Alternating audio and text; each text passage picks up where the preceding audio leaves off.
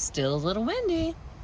We're going to continue with chapter 8, love language number 5, physical touch. We have long known that physical touch is a way of communicating emotional love. Numerous research projects in the area of child development have made that conclusion. Babies who are held, hugged, and kissed develop a healthier emotional life than those who are left for long periods of time without physical contact.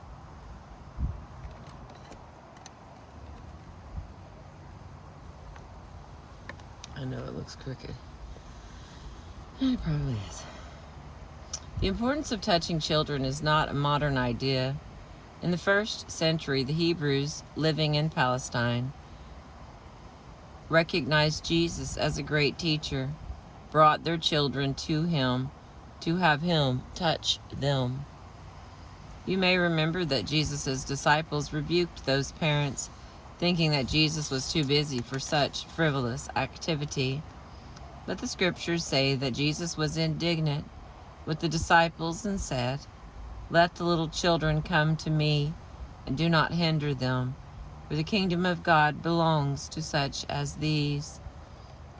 I tell you the truth, anyone who will not receive the kingdom of God like a little child will never enter it." And he took the children in his arms, put his hands on them, and blessed them. Wise parents in any culture are touching parents. Physical touch is also a powerful vehicle for communicating marital love.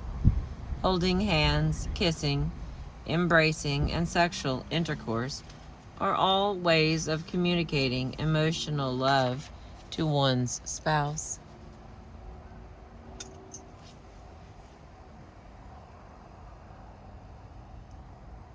There we go. For some individuals, physical touch is their primary love language. Without it, they feel unloved. With it, their emotional tank is filled, and they feel secure in the love of their spouse. The old-timers used to say, "The way to a man's heart is through his stomach." Many a man has been fattened for the kill by women who have believed this philosophy. The old-timers, of course, were not thinking of the physical heart, but of man's romantic center. It would be more accurate to say, the way to some men's hearts is through their stomachs. I remember the husband who said, "Dr. Chapman, my wife is a gourmet cook. She spends hours in the kitchen. She makes these elaborate meals. Me, I'm a meat and potatoes man. I tell her she is wasting her time. I like simple food. She gets hurt and says I don't appreciate her.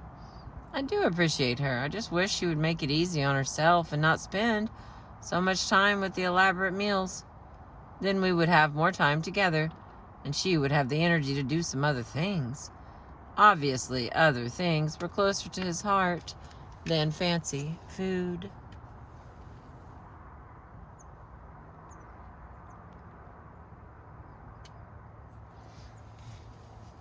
That man's wife was a frustrated lover. In the family in which she grew up, her mother was an excellent cook, and her father appreciated her efforts. She remembers hearing her father say to her mother, "When I sit down to meals like this, it's so easy for me to love you." Her father was a wellspring of positive comments to her mother about her cooking. In private and in public, he praised her culinary skills. That daughter learned well from her mother's model. The problem is that she is not married to her father. Her husband has a different love language. In my conversation with this husband, it didn't take long to discover that other things to him meant sex. When his wife was sexually responsive, he felt secure in her love. But when, for whatever reason, she withdrew from him sexually, all of her culinary skills could not convince him that she really loved him. He did not object to the fancy meals, but in his heart they could never substitute for what he considered to be love. Sexual intercourse, however, is only one dialect in the love language of physical touch. Of the five senses, touching, unlike the other four, is not limited to one localized area of the body. Tiny, tactile receptors are located throughout the body. When these receptors are touched or pressed, nerves carry impulses to the brain. The brain interprets these impulses, and we perceive that the thing that touched us is warm or cold, hard or soft. It causes pain or pleasure. We may also interpret it as loving or hostile. Physical touch can make or break a relationship. It can communicate hate or love. Some parts of the body are more sensitive than others. The difference is due to the fact that the tiny tactile receptors are not scattered evenly over the body, but arranged in clusters. Thus, the tip of the tongue is highly sensitive to touch, whereas the back of the shoulders is the least sensitive. The tips of the fingers and the tips of the nose are other extremely sensitive areas. Our purpose, however, is not to understand the neurological basis of the sense of touch, but rather its physiological importance. Physical touch can make or break a relationship. It can communicate hate or love. To the person whose primary love language is physical touch, the message will be far louder than the words, "I hate you," or "I love you." A slap in the face is detrimental to any child, but it is devastating to a child whose primary love language is touch. A tender hug communicates love to any child, but it shouts love to the child whose primary love language is physical touch. The same is true of adults. In marriage, the touch of love may take many forms. Since touch receptors are located throughout the body, lovingly touching your spouse almost anywhere can be an expression of love. That does not mean that all touches are created equal. Some will bring more pleasure to your spouse than others. Your best instructor is your spouse, of course. After all, she is the one you are seeking to love. She knows best what she perceives as a loving touch. Don't insist on touching her in your way and in your time. Learn to speak her love dialect. Your spouse may find some touches uncomfortable or irritating. To insist on continuing those touches is to communicate the opposite of love. It is saying that you are not sensitive to her needs and that you care little about her perceptions of what is pleasant. Don't make the mistake of believing that the touch that brings pleasure to you will also bring pleasure to her. Love touches may be explicit and demand your full attention, such as in a back rub or sexual foreplay, culminating in intercourse. Now, on the other hand, love touches may be implicit and require only a moment, such as putting your hand on his shoulder as you pour a cup of coffee, or rubbing your body against him as you pass in the kitchen. Explicit love touches obviously take more time, not only in actual touching, but in developing your understanding of how to communicate love to your spouse this way. If a back massage communicates love loudly to your spouse, then the time, money, and energy you spend in learning to be a good masseur or masseuse will be well invested. If sexual intercourse is your mate's primary dialect, reading about and discussing the art of sexual lovemaking will enhance your expression of love. Implicit love touches require little time, but much thought, especially if physical touch is not your primary love language, and if you did not grow up in a touching family. Sitting close to each other on the couch as you watch your favorite television program requires no additional time, but may communicate your love loudly. Touching your spouse as you walk through the room where he is sitting takes only a moment. Touching each other when you leave the house and again when you return may involve only a brief kiss or hug, but will speak volumes to your spouse. Once you discover that physical touch is the primary love language of your spouse, you are limited only by your imagination on ways to express love. Coming up with new ways and places to touch can be an exciting challenge. If you have not been an under-the-table toucher, you might find that it will add a spark to your dining out.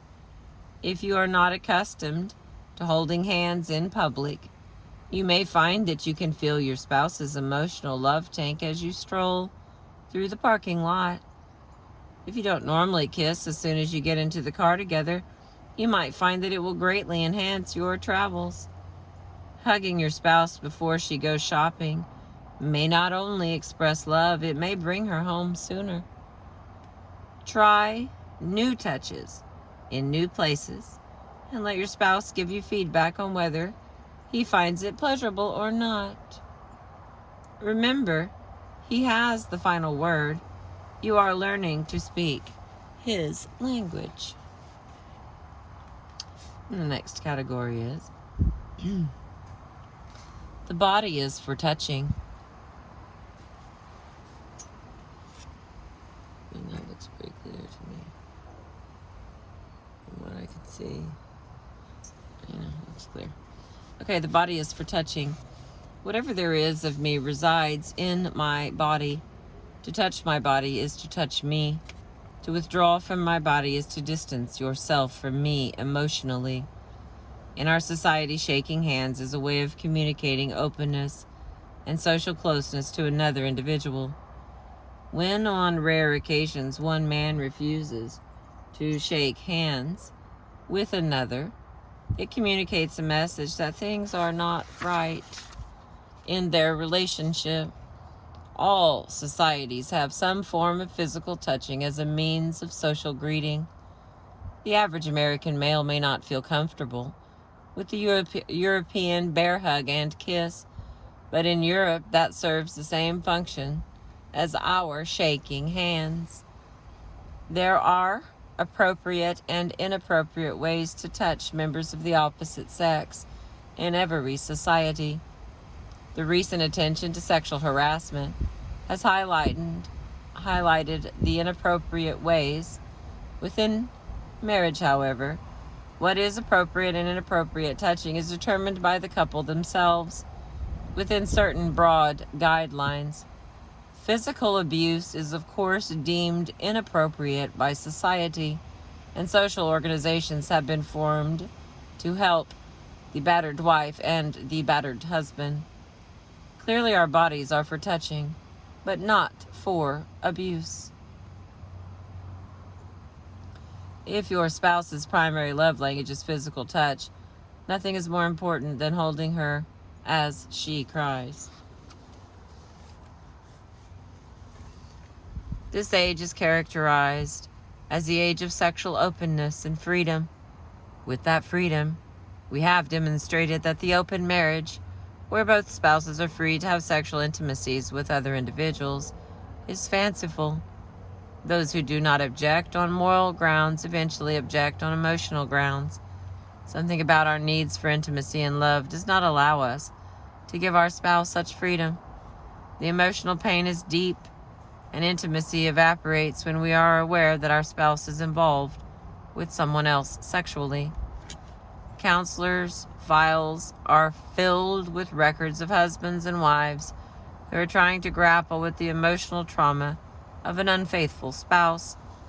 That trauma, however, is compounded for the individual whose primary love language is physical touch. That for which he longs so deeply, love expressed by physical touch, is now being given to another. His emotional love tank is not only empty, it has been riddled by an explosion. It will take massive repairs for those emotional needs to be met. And the next category, crisis and physical touch. Almost instinctively, in a time of crisis, we hug one another. Why? Because physical touch is a powerful communicator of love. In a time of crisis, more than anything, we need to feel loved. We cannot always change events, but we can survive if we feel loved. All marriages will experience crises. The death of parents is inevitable. Automobile accidents cripple and kill thousands each year. Disease is no respecter of persons. Disappointments are a part of life. The most important thing you can do for your mate in a time of crisis is to love him or her. If your spouse's primary love language is physical touch, nothing is more important than holding her as she cries. Your words may mean little, but your physical touch will communicate that you care. Crises provide a unique opportunity for expressing love. Your tender touches will be remembered long after the crisis has passed. Your failure to touch may never be forgotten. I'm going to read that again. Your words may mean little, but your physical touch will communicate that you care. Crises provide a unique opportunity for expressing love. When your tender touch will be remembered long after the crisis has passed. Your failure to touch may never be forgotten.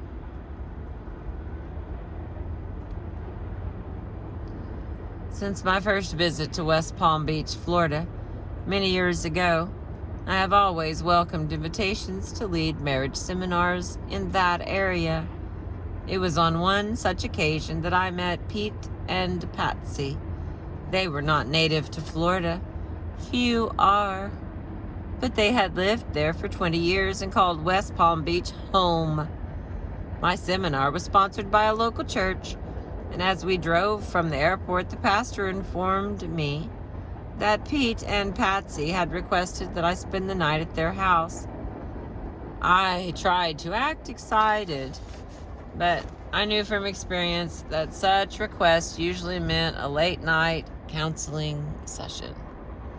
However, I was to be surprised in more than one way that night.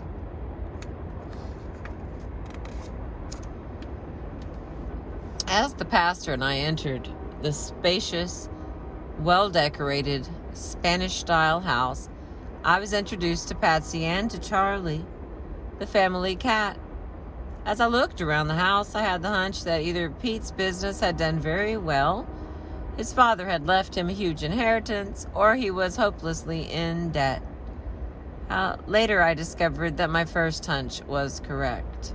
He had done very well in business.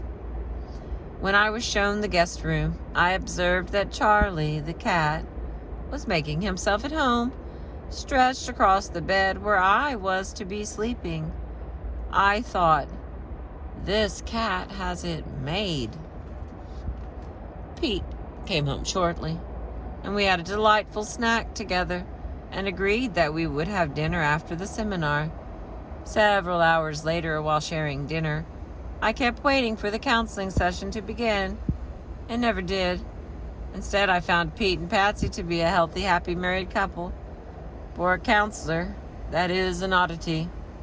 I was eager to discover their secret, but being extremely tired and knowing that Pete and Patsy were going to drive me to the airport the next day, I decided to do my probing when I was feeling more alert. They showed me to my room. Charlie, the cat, was nice enough to leave the room when I got there. Bounding from the bed, he headed off to another bedroom, and within minutes, I was in bed. After a brief reflection of the day, I was entering the twilight zone. Just before losing touch with reality, the door to my bedroom popped open and a monster leaped on top of me.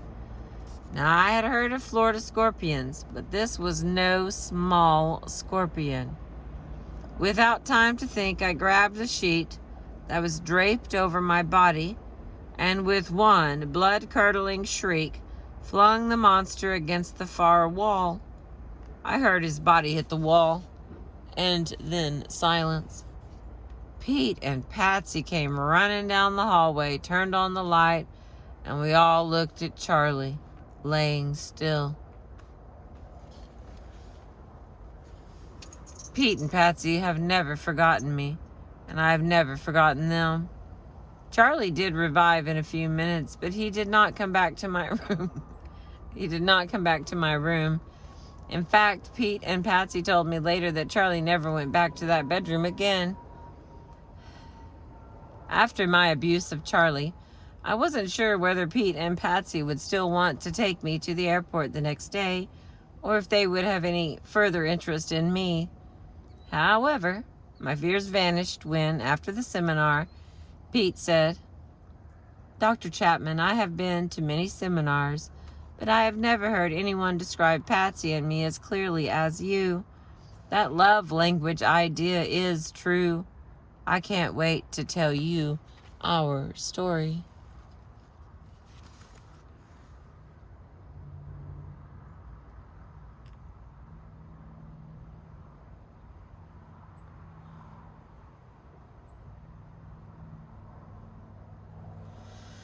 A few minutes after saying goodbye to those attending the seminar, we were in the car for our 45-minute drive to the airport, and Pete and Patsy began to tell me their story.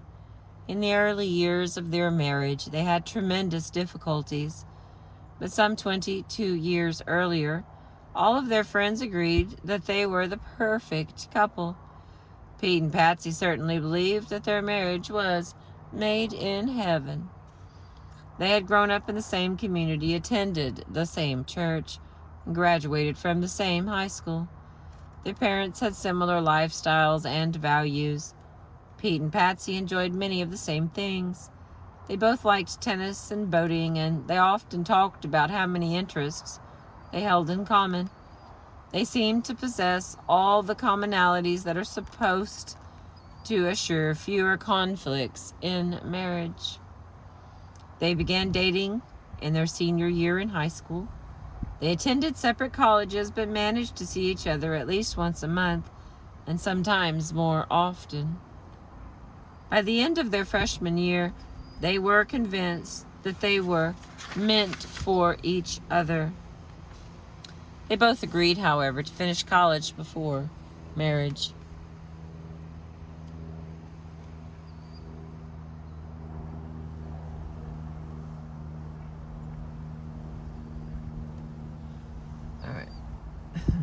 For the next 3 years, they enjoyed an idyllic dating relationship. One weekend, he would visit her campus. The following weekend, she would visit his campus. The third weekend, they would go home to visit the folks, but spend most of the weekend with each other. The fourth weekend of each month, they agreed not to see each other, thus giving each of them freedom to develop individual interests. Except for special events, such as birthdays, they consistently followed that schedule. 3 weeks after he received his degree in business, and she a degree in sociology, they were married. 2 months later, they moved to Florida, where Pete had been offered a good job. They were 2,000 miles from their nearest relative. They could enjoy a honeymoon forever. First 3 months were exciting. Moving, finding a new apartment, enjoying life together. The only conflict they could remember was over washing dishes. Pete thought he had a more efficient way to complete that chore. Patsy, however, was not open to his idea. Eventually, they had agreed that whoever washed the dishes could do it his or her way, and that conflict was resolved. They were about They were about 6 months into marriage when Patsy began to feel that Pete was withdrawing from her. He was working long hours, and when he was at home, he spent considerable time with the computer. When she finally expressed her feelings that he was avoiding her, Pete told her that he was not avoiding her, but simply trying to stay on top of his job. He said that she didn't understand the pressure he was under and how important it was that he do well in his first year on the job. Now, Patsy wasn't pleased, but she decided to give him space.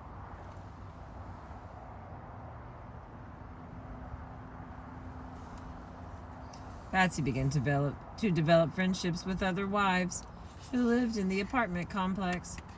Often when she knew Pete was going to work late, she would go shopping with one of her friends instead of going straight home after work. Sometimes she was not at home when Pete arrived. This annoyed him greatly, and he accused her of being thoughtless and irresponsible. Patsy retorted, "This is the pot calling the kettle black. Who is irresponsible? You don't even call me and let me know when you will be home.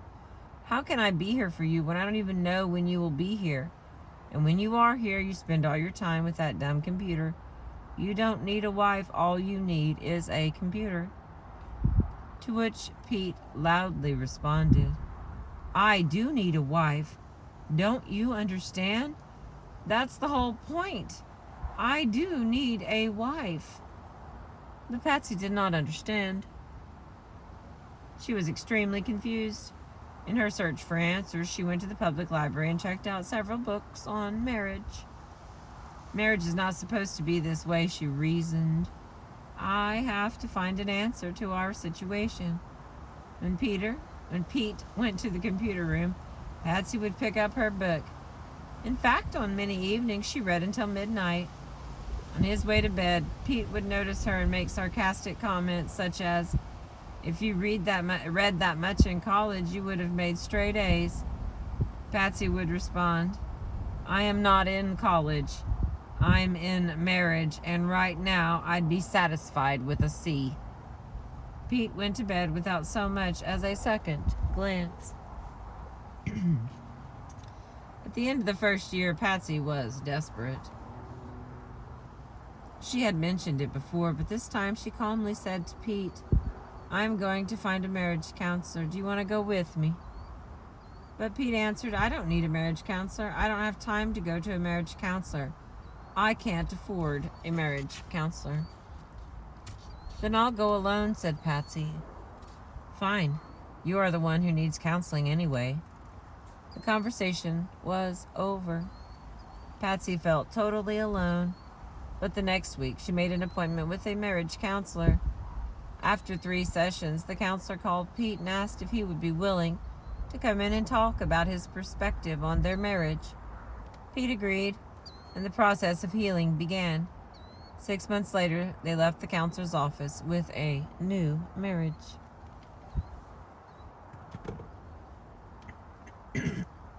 Excuse me.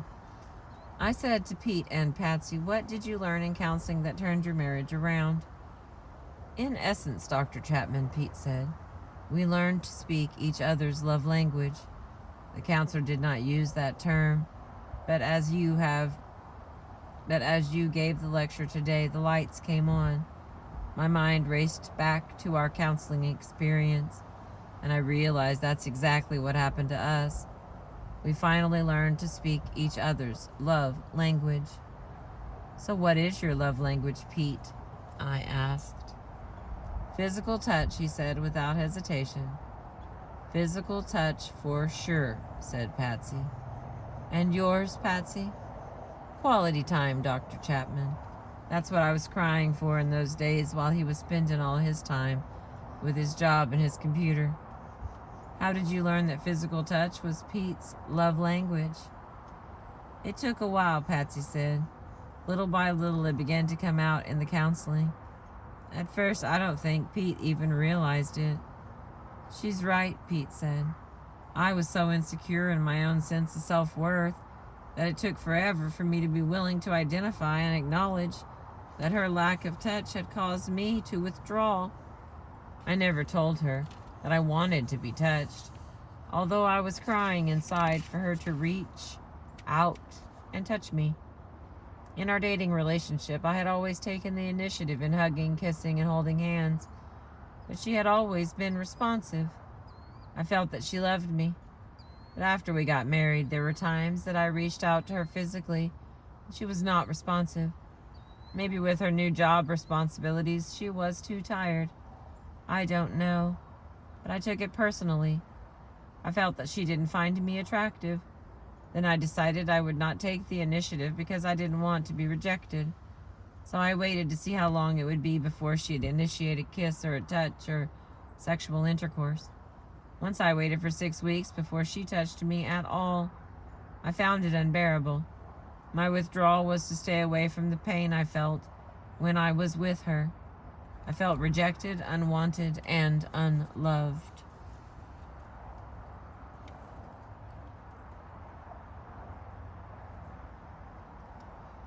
Then Patsy said, I had no idea that that was what he was feeling.